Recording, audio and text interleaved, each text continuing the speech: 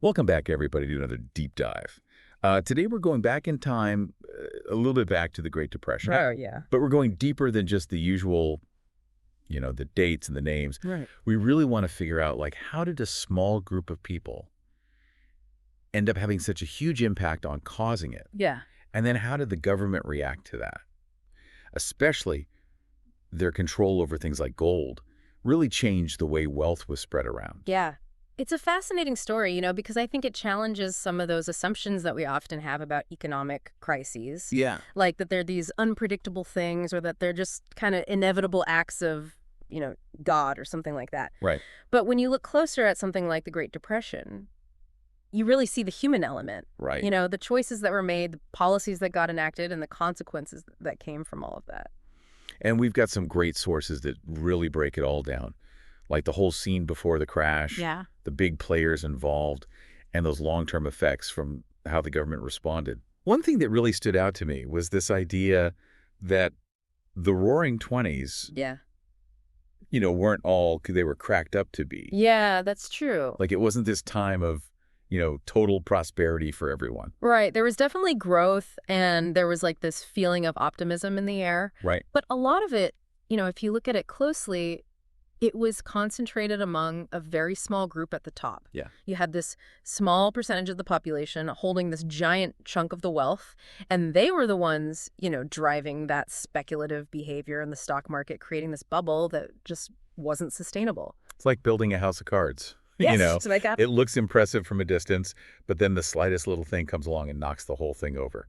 The smallest breeze, yeah. And I think in this case, that breeze was a combination of a few different factors. You had banks doing these risky loans, just throwing money around, fueling this frenzy with easy credit. And then you also had these big industrialists and corporations who are just hoarding their profits instead of like reinvesting them in their workers or trying to build sustainable growth for the long term. So it sounds like even before the crash, Yeah. you're saying the seeds of inequality were already there. Oh, absolutely. And that's a really important point. Yeah. Because, this concentration of wealth at the top left the rest of the population super vulnerable. Yeah. So when the market did crash, and it was bound to happen, eventually it triggered this domino effect that just ripped through the entire economy. And our sources also really highlight the role of gold in all of this, Yeah. which I found really interesting because, we usually think of gold as this safe haven, when times are tough. Right.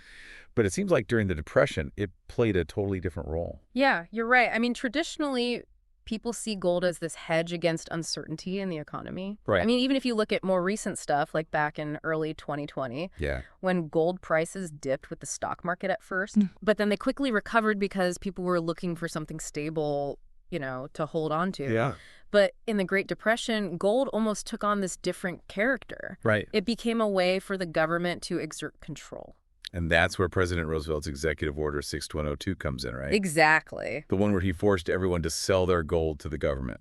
Yeah. So in 1933, Roosevelt signs this order, and it basically forces people to hand over their gold at a price that the government set. Right. And just to be clear, that price was way below what gold was actually worth on the market. Wow. It was a pretty controversial move, but it wasn't like totally unprecedented if you look at history. Right. Australia had a similar law back in 1959, and even the UK put restrictions on owning gold in '66. So this idea of governments taking control of private gold, you're saying it's not as crazy as it might sound at first. Not at all. No, governments have been using gold to consolidate power for centuries, especially during times of economic turmoil. But why gold? Why was it so important for them to get their hands on it? Well, to understand that, I think we need to talk about something called the monetary policy trilemma. Okay, the trilemma. Yeah, it sounds kind of complicated, but it's actually a pretty simple idea. Okay. It basically means that countries have to make a choice when it comes to how they manage their money. Okay. They can pick 2 out of 3 options. Okay. So those options are fixed exchange rates, free capital movement, or what's called autonomous monetary policy. Okay, can you break those down for me a little bit? What do those actually mean in practice? Sure. So let's start with fixed exchange rates. Okay.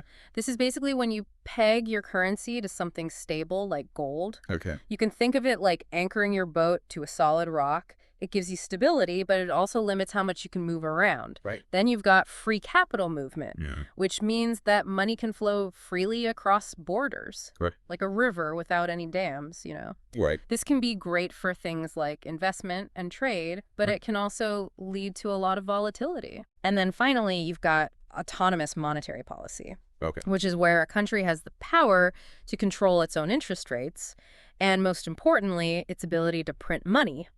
Right. So this gives them more control over their own economy, but it can also lead to inflation if they're not careful.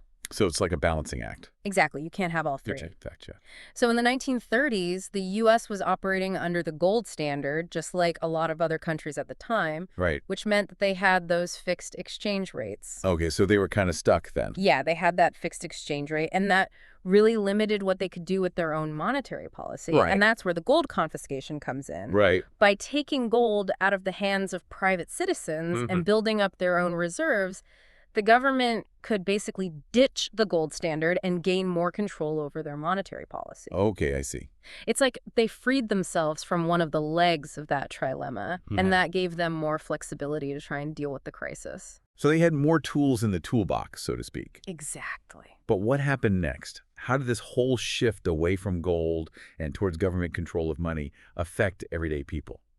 Well, that's where things get really interesting. Okay. This move to what's called a fiat currency system, where money is basically backed by the government's word instead of something tangible like gold. Right. It had some huge and long-lasting impacts on how wealth was distributed. Interesting. Okay, so we'll dive into those impacts in the next part of our deep dive then. Sounds good. This shift to a fiat currency system, it basically gave the government this really powerful new tool, the ability to print money. Yeah, right. It's kind of like having a printing press in your basement, Right. Suddenly you can just create more of something, but that also means the value of each individual unit might go down. Right. That makes sense. If there's more money floating around, each dollar is worth a little less. Yeah, exactly. But how does that tie into the idea of wealth distribution? Okay, so, Our sources mention something called the Cantillon effect. right, the Cantillon effect.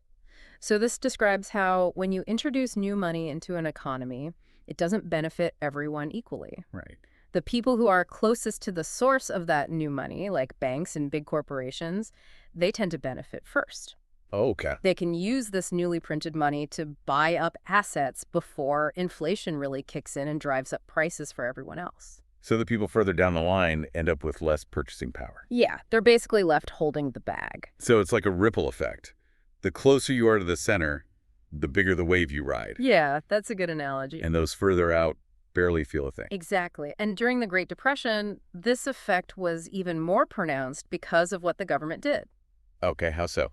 Well, they pumped a ton of money into the economy through all these different programs, Right. but a lot of that money, it flowed mainly through the banks. And we already talked about how banks weren't exactly the most responsible actors leading up to the crisis. Yeah. Right, exactly. So you have these institutions that were already in a position of power, and then they get this flood of new money. Yeah.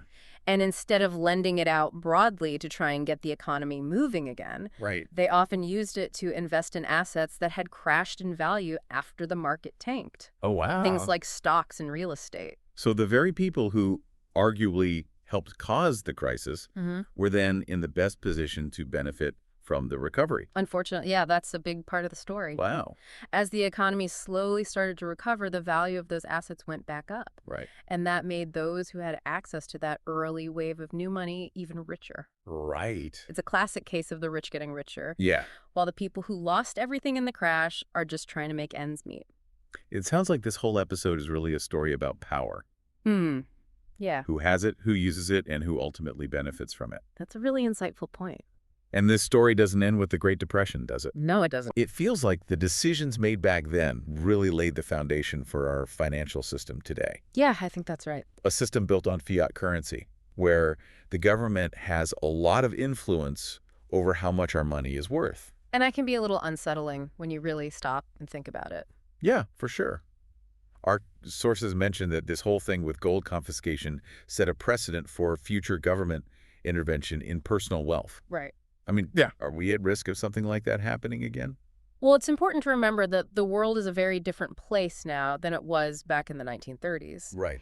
Governments today understand that if they tried to confiscate gold on a large scale, Yeah, it would probably backfire. right. It would cause panic and undermine trust in the whole financial system.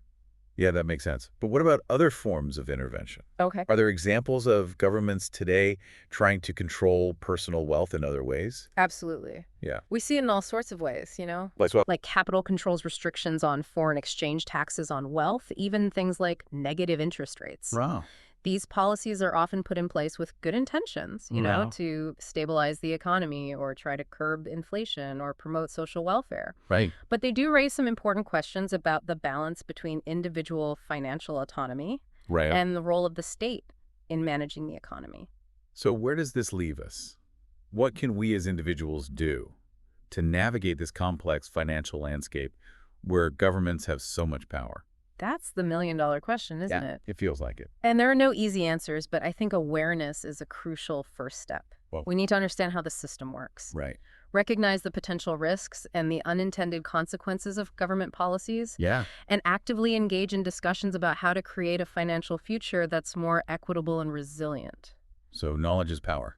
In a way, yes, but knowledge without action is like a seed that never gets planted. Oh, I like that. We need to move beyond just understanding the problem and start exploring solutions. Okay. And thankfully, there are people out there doing just that, challenging the status quo and experimenting with different models. Like what? Give us a sneak peek into what we'll be exploring in the final part of our deep dive. So we've been talking about how the government's reaction to the Great Depression, especially moving away from the gold standard, Yeah. gave them more control over the whole financial system, Yeah. and how that really impacted the distribution of wealth. Right. Are there any other ways to do things? Are there other models out there that might address some of these concerns? That's the big question a lot of people are asking, and there are some really fascinating ideas popping up. Yeah. You mentioned a sneak peek earlier, and one that's gaining a lot of traction is this idea of decentralized finance, or DeFi for short. DeFi. Okay, that sounds pretty futuristic. What is it exactly? So imagine a financial system that works without those traditional middlemen like banks. That's the basic idea behind DeFi. It uses blockchain technology, Right. The same tech behind cryptocurrencies like Bitcoin, Yeah. to create a financial system that's more open and transparent. So instead of going through a bank to get a loan or make an investment, I could do it directly with someone else, peer-to-peer, Exactly. using this blockchain technology. That's the idea. You cut out the middleman, reduce fees, and it's more accessible. Okay. Theoretically, anyone with an internet connection can participate in DeFi no matter where they are or what their credit history looks like. Yeah, that sounds pretty revolutionary, but is it safe? Oh. We hear all these stories about crypto scams and hacks and things like that. Yeah, that's a valid concern.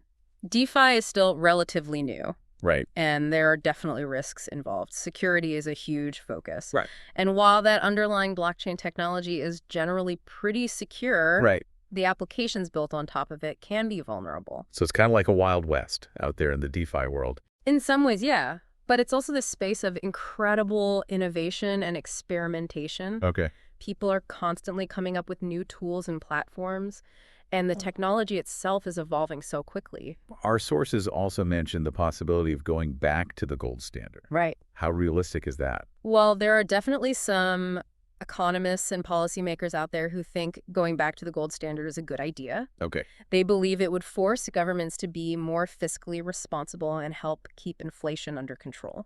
Okay. But it's a very controversial topic. Yeah, because we talked earlier about how the gold standard actually made it harder for the government to respond effectively to the Depression. Right. Wouldn't we just run into the same problem again? That's one of the biggest arguments against it. People who oppose the gold standard say it's just too rigid. Okay. And that it could actually stifle economic growth, especially during a crisis. All right. They also point out that gold itself is a finite resource. So if you tie a currency to its value, that could create a whole new set of problems and limitations. So it sounds like there are pros and cons to both the current system with fiat currency and these potential alternatives. Yeah, exactly. It's a really complicated issue with no easy answers. It really is. And that's why it's so important to have these conversations, to explore different viewpoints and really understand what the trade-offs are. Absolutely. The financial system is constantly changing, and we as individuals have a role to play in shaping its future. I agree. So if there's one key takeaway for our listeners from this deep dive, what would it be? I think it's this.